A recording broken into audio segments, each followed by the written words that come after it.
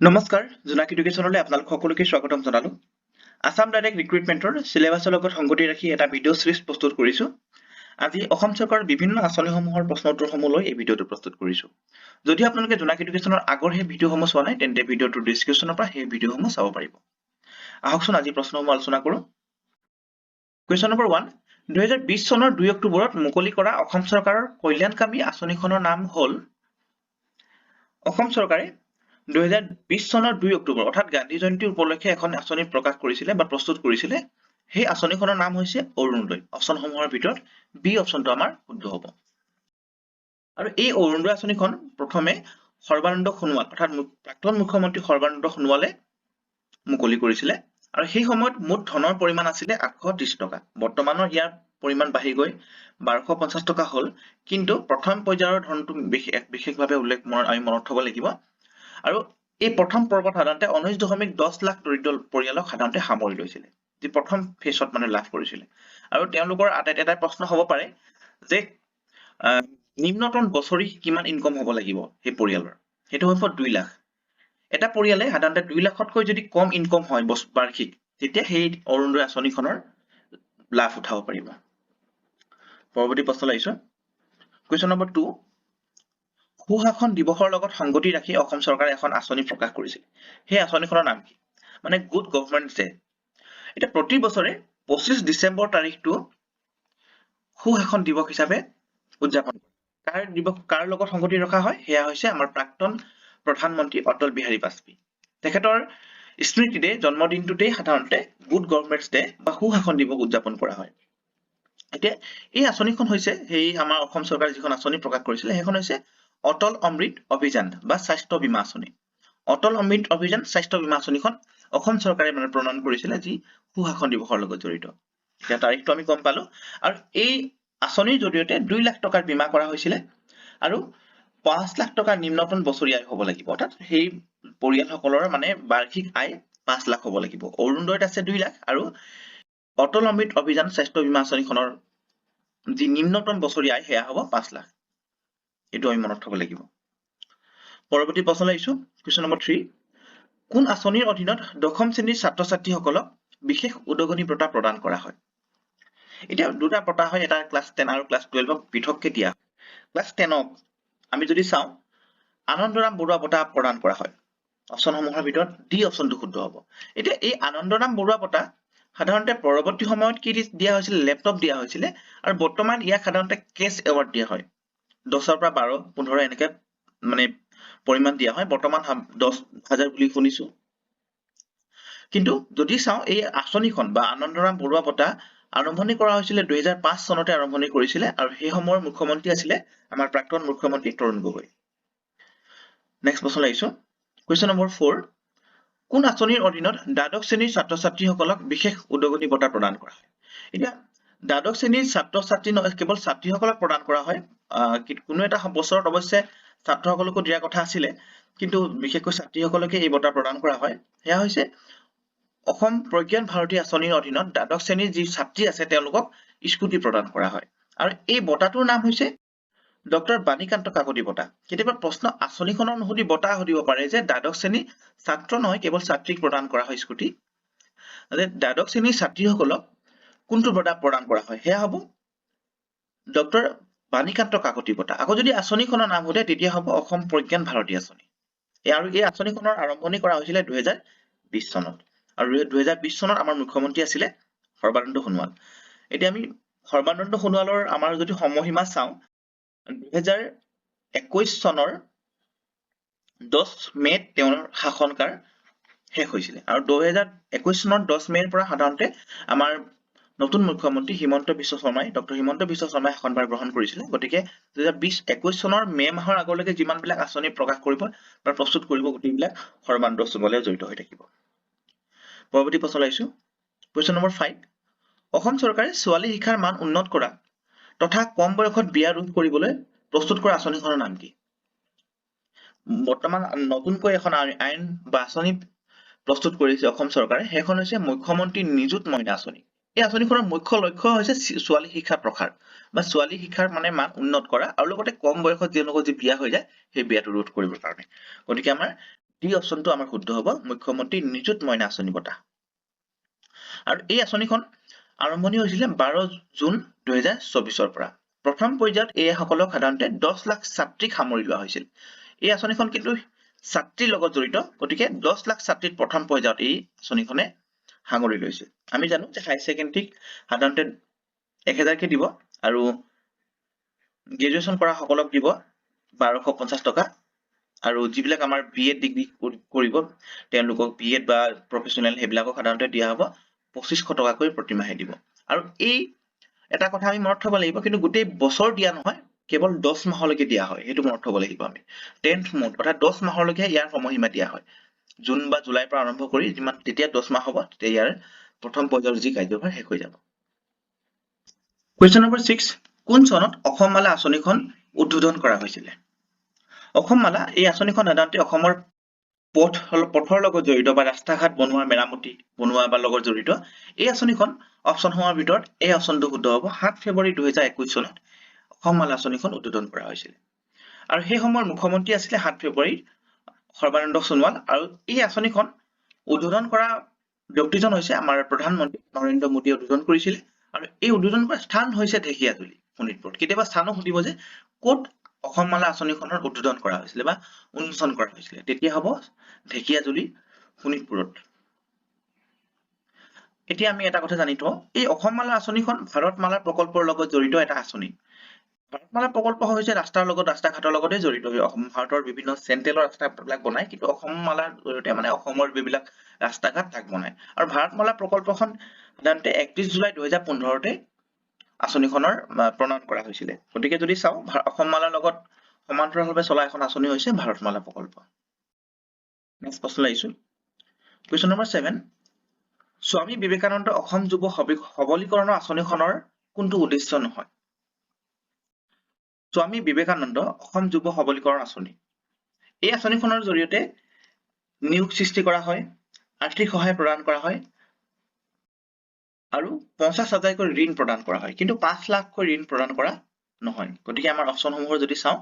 C অপশ্যনটো আমাৰ শুদ্ধ হ'ব। ইয়াৰ জৰিয়তে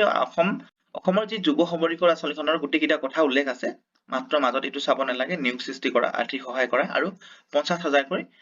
ঋণ প্ৰদান কৰা। আৰু এই আঁচনিখনৰ আৰম্ভণি হৈছিলে 7 ফেব্ৰুৱাৰী 2017 চনত। মুখ্যমন্ত্ৰী নিশ্চয় আমাৰ সৰ্বানন্দ সোণোৱাল আছিলে। কুৱেশ্যন নম্বৰ 8, তলৰ কোনগৰাকী অসমৰ মহান ব্যক্তিৰ নামেৰে অসম চৰকাৰে মহিলা সবলীকৰণৰ আঁচনি এখন মুকলি কৰা হৈছে? মহিলা সবলীকৰণ আঁচনিখনৰ লগত জড়িত আমাৰ বিশেষ বীৰ হৈছে অপশ্যনসমূহৰ ভিতৰত যদি চাওঁ আমাৰ কনকলতা বৰুৱা। তেখেতৰ নামেৰেই আমাৰ অসম চৰকাৰে মহিলা সবলীকৰণৰ আঁচনি এখন প্ৰস্তুত কৰি তুলিছে। আৰু এই মহিলা সবলীকৰণ আঁচনিখনৰ লগত জড়িত হৈছে সাধাৰণতে সেল্ফ হেল্প গ্ৰুপ বিলাক বা আত্মসহায়ক গোটবিলাক জড়িত হৈ আছে। তেওঁলোকক সাধাৰণতে 50,000 টকাকৈ ঋণ প্ৰদান কৰা হয়। আৰু এই আঁচনিখনৰ বিস্তাৰিত নামটো হৈছে বিস্তাৰিত কনকলতা মহিলা সবলীকৰণ যোজনা। কেতিয়াবা প্ৰশ্নটো সুধিব পাৰে যে কনকলতা বৰুৱাৰ লগত জড়িত আঁচনিখনৰ নাম কি? সেইটো হ'ব বিস্তাৰিত কনকলতা মহিলা সবলীকৰণ যোজনা। আৰু এই আঁচনিখনৰ আৰম্ভণি কৰা তাৰিখটো হৈছে 11 নৱেম্বৰ 2020। ঠিক তেনেদৰে 2020 চনত অন্য এখন আঁচনি হৈছে স্বনিৰ্ভৰ নাৰী আত্মনিৰ্ভৰ অসম। এইখনো সাধাৰণতে 2020 চনতে প্ৰণয়ন কৰা হৈছিলে, মুকলি কৰা হৈছিলে। পৰৱৰ্তী প্ৰশ্নলৈ আহিছো। কুৱেশ্যন নম্বৰ 9, অসম চৰকাৰে 2020 পৰা 2021 চনৰ বাজেটত উল্লেখ কৰা অনুসৰি 30 ইউনিটকৈ কম বিদ্যুৎ ব্যৱহাৰ কৰা অসমৰ পৰিয়ালক বিনামূলীয়া বিদ্যুৎ প্ৰদান কৰা হ'ব। এই আঁচনিখনৰ নাম কি? অৰ্থাৎ 2020 পৰা 21 চনৰ এখন বাজেটত উল্লেখ কৰিছিলে যে যিসকল পৰিয়াল আছে তেওঁলোকে যদি 30 ইউনিটকৈ যদি কম বিদ্যুৎ ব্যৱহাৰ কৰে, সেই আঁচনিখনত তেওঁলোকক মানে বিনামূলীয়া বিদ্যুৎ প্ৰদান কৰা হ'ব। আৰু এই আঁচনিখনৰ নাম হৈছে, অপশ্যনসমূহ যদি চাওঁ, আমাৰ ডি অপশ্যনটো শুদ্ধ হ'ব, জ্যোতিষ্মান অসম। এই আঁচনিখনৰ জৰিয়তে সৰ্বমুঠ 14 লাখ পৰিয়ালে লাভান্বিত হ'ব বুলি আমাৰ বাজেটত উল্লেখ কৰিছিলে। পৰৱৰ্তী প্ৰশ্নলৈ আহিছো। কুৱেশ্যন নম্বৰ 10, তলৰ কোনগৰাকী ব্যক্তিৰ নামৰ আঁচনিৰে বিধৱা পেঞ্চন প্ৰদান কৰা হয়? বিধৱা পেঞ্চন প্ৰদান কৰা আমাৰ সাহসী মহিলাগৰাকী হৈছে, অপশ্যনসমূহ যদি চাওঁ, বি অপশ্যনটো শুদ্ধ হ'ব, ইন্দিৰা মিৰি। ইন্দিৰা মিৰি এগৰাকী আমাৰ অসমৰ সমাজ সেৱক আছিলে, আৰু তেখেতৰ নামেৰে এই বিধৱা পেঞ্চন প্ৰদান কৰা হয়। আৰু এই আঁচনিখনৰ সম্পূৰ্ণ নামটো হৈছে ইন্দিৰা মিৰি সাৰ্বজনীন বিধৱা পেঞ্চন আঁচনি আৰু আৰম্ভণি কৰা হৈছিল 3 এপ্ৰিল 2020ত প্ৰথম পৰ্যায়ত এই তেওঁলোক সাধাৰণতে বিধৱাসকল সাধাৰণতে 45 বছৰৰ ভিতৰত হ'ব লাগিব আৰু তেওঁলোকৰ মূলধন হিচাপে প্ৰথমে 25,000 টকা প্ৰদান কৰিব আৰু প্ৰতি মাহে 300 টকাকৈও প্ৰদান কৰাৰ কথা উল্লেখ কৰিছে গতিকে এই সংখ্যাখিনি আমি মনত থব লাগিব পৰৱৰ্তী প্ৰশ্নলৈ আহিছো কোৱেশ্চন নম্বৰ 11 তলৰ কোনগৰাকী ব্যক্তিৰ নামেৰে বৃদ্ধ পেঞ্চন আঁচনি বা বৃদ্ধ পেঞ্চন প্ৰদান কৰা হয় বৃদ্ধ পেঞ্চনৰ লগত জড়িত আমাৰ মহান ব্যক্তিগৰাকী হৈছে অপচন নম্বৰ যদি চাওঁ কুশল কোঁৱৰ অপচন ডি টো আমাৰ শুদ্ধ হ'ব আমাৰ এই আঁচনিখনৰ নাম হৈছে শ্বহীদ কুশল কোঁৱৰ সাৰ্বজনীন বৃদ্ধ পেঞ্চন আঁচনি আৰু আৰম্ভণি হৈছিলে 2 অক্টোবৰ 2000 পৰৱৰ্তী প্ৰশ্নলৈ আহিছো কোৱেশ্চন নম্বৰ 12 শিক্ষাৰ গুণগত মান নিৰূপণৰ বাবে অসম চৰকাৰে কোন চনৰ পৰা গুণোৎসৱ আৰম্ভ কৰিছিলে গুণোৎসৱ অসম চৰকাৰে প্ৰতি বছৰে 2017 চনৰ পৰা উদযাপন কৰি আহিছে গতিকে আমাৰ এই অপচনটো শুদ্ধ হ'ব আৰু 2024 চন গুণোৎসৱত প্ৰথম স্থান লাভ কৰা আমাৰ ৰাজ্যখন হৈছে জিলাখন হৈছে শিৱসাগৰ গতিকে কোৱেশ্চন নম্বৰ 13 কোন তাৰিখে অমৃত বৃক্ষ আন্দোলন কাৰ্যসূচীৰ জৰিয়তে অসমত 1 কোটি গছ পুলি ৰোপণ কৰা হৈছিল প্ৰশ্নটো দুই ধৰণে সুধিব পাৰে যদি সুধে যে অমৃত বৃক্ষ আন্দোলন কাৰ্যসূচী কেতিয়া আৰম্ভ কৰা হৈছিল তেতিয়া কিন্তু হ'ব 8 জুন আকৌ যদি সুধে যে কোন তাৰিখে ৰোপণ কৰা হৈছিল ৰোপণ কৰা তাৰিখটো হৈছে 17 ছেপ্টেম্বৰ 2023 গতিকে আমাৰ এই অপচনটো আমাৰ শুদ্ধ হ'ব এতিয়া যদি চাওঁ এই যি গছ পুলি ৰোপণ কৰা হৈছিল তাৰ মুখ্য উদ্দেশ্য বা টেগলাইন আছিল প্ৰমোটিং ট্ৰি ইকনমি অৰ্থাৎ গছৰ অৰ্থনীতি বৃদ্ধি কৰাই আছিল এই অমৃত বৃক্ষ আন্দোলনৰ মুখ্য উদ্দেশ্য আকৌ যদি সুধে যে 2023 ৰ পৰা 2024 চনৰ ভিতৰত অসম চৰকাৰে কিমান গছ পুলি ৰোপণৰ সিদ্ধান্ত লৈছে তেতিয়া হ'ব 3 কোটি গছ পুলি ৰোপণৰ সিদ্ধান্ত হৈছে 2023 ৰ পৰা 24 আকৌ যদি 25 লৈকে যদি সুধে 25 লৈকে কিন্তু 5 কোটি হ'ব বুলিও উল্লেখ কৰিছে কোৱেশ্চন নম্বৰ 14 অসম চৰকাৰে দীনদয়াল উপাধ্যায় নামেৰে কোন শ্ৰেণীৰ লোকৰ সহায়ৰ বাবে আঁচনিখনৰ মুকলি কৰিছে অসম চৰকাৰে দীনদয়াল উপাধ্যায় নামেৰে অপচনসমূহৰ ভিতৰত এই অপচনটো শুদ্ধ দিব্যাংগজনৰ সহায়ৰ আঁচনি প্ৰকাশ কৰিছে বা আঁচনি মুকলি কৰিছে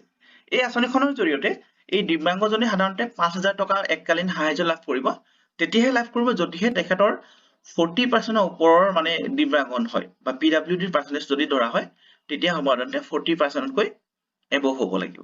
তেতিয়া তেওঁলোকে 5,000 টকা এককালীন লাভ কৰিব আৰু প্ৰতি বছৰে 3 ডিচেম্বৰ তাৰিখটো সাধাৰণতে আন্তৰ্জাতিক প্ৰতিবন্ধী দিৱস হিচাপে উদযাপন কৰা হয় গতিকে এই তাৰিখটো মনত হ'ব লাগিব আৰু এই 3 ডিচেম্বৰ তাৰিখে সাধাৰণতে এই অসম চৰকাৰে দিব্যাংগজন আঁচনিখন উন্নয়ন কৰিছিল বা প্ৰণয়ন কৰিছিল আৰু এই আঁচনিখন প্ৰণয়ন কৰা চনটো হৈছে 2018-19 বিত্তীয় বৰ্ষত কোৱেশ্চন নম্বৰ 15 কোন চনত অসমত প্ৰথমবাৰৰ বাবে সেউজ বাজেট প্ৰণয়ন কৰা হৈছিল সেউজ বাজেট অসমে হৈছে নৰ্থ ইষ্টৰ ভিতৰত প্ৰথম ৰাজ্য যিখনত সেউজ বাজেট প্ৰণয়ন কৰা হৈছিল প্ৰস্তুত কৰা হৈছিল আৰু এই সেউজ বাজেটখন অসমত অপচনসমূহ যদি চাওঁ আমাৰ ডি অপচনটো শুদ্ধ হ'ব 2023 ৰ পৰা 2024 চনৰ বিত্তীয় বৰ্ষতে এই সেউজ বাজেটখন প্ৰণয়ন কৰা হৈছিল তাৰ ভিতৰত সেউজ বাজেটৰে এটা অংশ যেনে বৈদ্যুতিক বাহন নীতি 100% ঘৰে ঘৰে পানী জিলা স্বাস্থ্য পুৰস্কাৰ এইবিলাক সাধাৰণতে সেউজ বাজেটৰ এটা অংশ হয়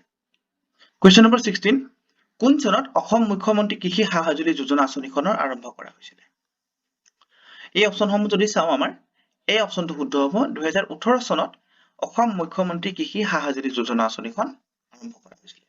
আৰু এই আঁচনিখনৰ জৰিয়তে সাধাৰণতে কৃষকসকলক বৈজ্ঞানিকভাৱে যিবিলাক সা-সঁজুলি আছে সেইবিলাক ক্ৰয় কৰিবৰ বাবে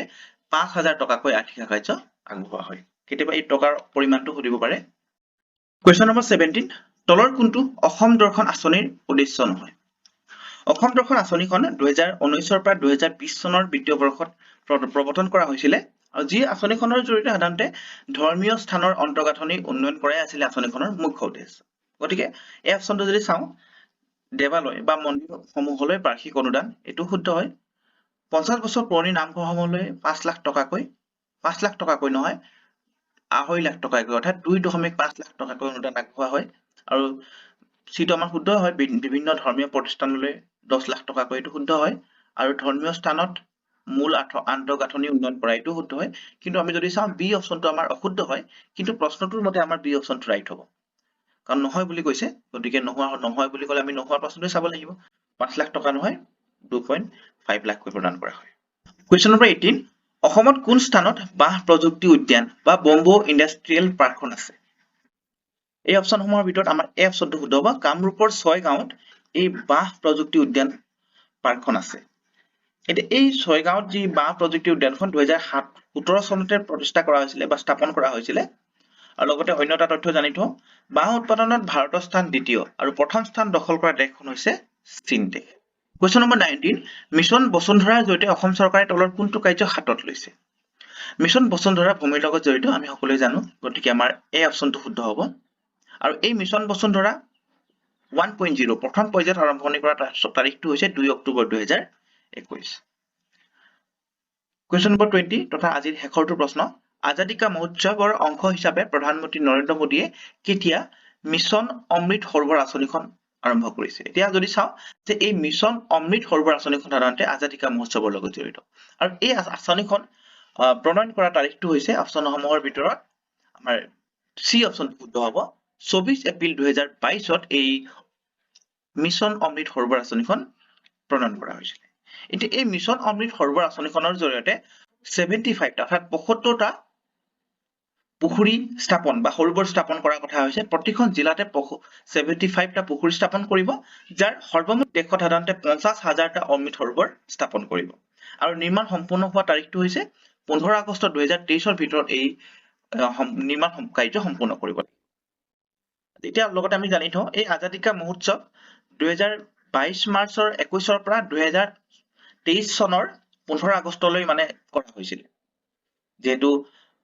2022 চনৰ 15 আগষ্টত ভাৰতে 75 বছৰ লাভ কৰিছিল, এই 75 বছৰৰ লগত সংগতি ৰাখি এই অমৃত মহোৎসৱ উদযাপন কৰা। এয়া আছিলে আজিৰ আঁচনিসমূহৰ প্ৰথম পাৰ্টটো। মই নেক্সট পাৰ্টটো খুব কম সময়তে লৈ আহি আপোনালোকৰ ওচৰত উপস্থিত হ'ম। গতিকে ইমান পৰে আপোনালোকে জুনাক এডুকেশ্যন চাই থকাৰ বাবে ধন্যবাদ।